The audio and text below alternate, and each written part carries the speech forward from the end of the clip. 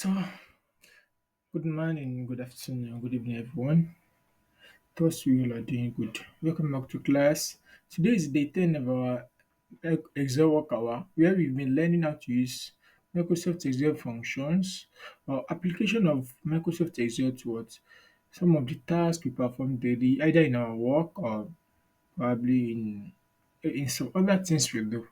So today again, we are coming to class again. It's a discussion between Kowi and one of his friends, Olivia.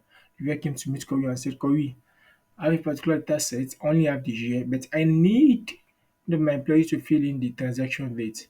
But what I want from the data set is I don't want her to make some mistake, so that I only want information of a particular year to a particular year. Yakobi was like, that's not a problem. You can use data validation. Let me assist you with a video. So this is why I'm making this video. So welcome back to class. My name is Kowi Eseji. I'm a data analyst, data analysis instructor,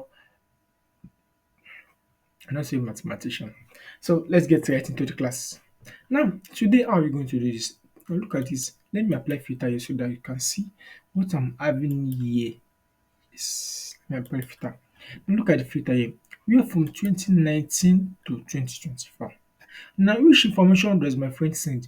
She said she only needs information from June 1st, 2019 to June 31st, 2024. Let me write it out. June 1st, 2019. As you already know that what in Excel, it is in this format we write date. I believe all of us know this. Not DTMM. No, this is the format we use in the Microsoft Excel. Exactly. Please take note of that. This is the format we use in Microsoft Excel. Now, so transaction date. How do I want it? Okay, I said my friend wants from what? From first. Okay, from 1st of June 2019 to send you message now. Let me put it as text so that it will not be disturbing me. Don't worry. 1st of June 2019 to 31st of June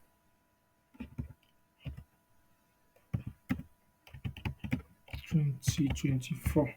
Now, so how do you go about it? This what we are going to do is just to restrict ourselves. What do you mean by restricting ourselves? Now, this is it. Let us highlight everything. Since this is just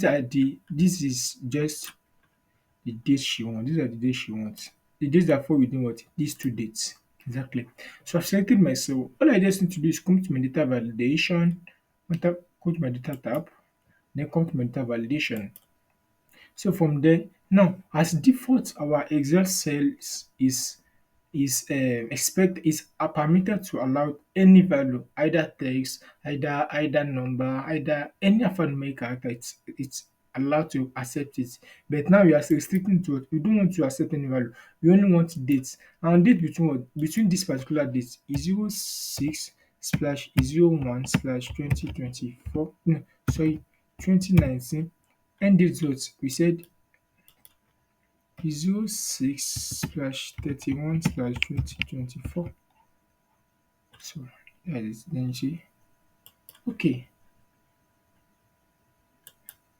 what happened? Oh, sorry. June 8th and 30. Now look at it. Now if I type okay, let me type July 1st, 2021. Now it will now be 07/01/2021. Consider what is going to accept it. Let me come here again. Let me type September 1st, 2019. Okay, let me use September thing like that. You can see that it accepted it. Now, we start from July. Now, let me now try to insert date from what?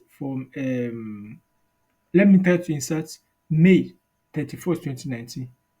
05/31/2019. What happened?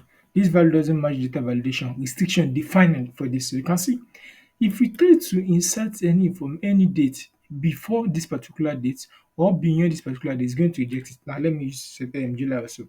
is 07 slash 01 slash 2024. You can see it. So this is how to restate what yourself. Now, and that is what we did for text. So in fact, if you want to create, if it is number you want to create, any other things, you also see it. So thanks for watching. We meet in our class next time.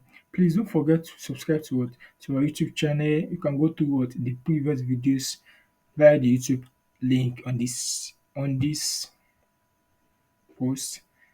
And please make sure you like, subscribe, and share. Thank you very much for your time. Meet in our next class. Bye.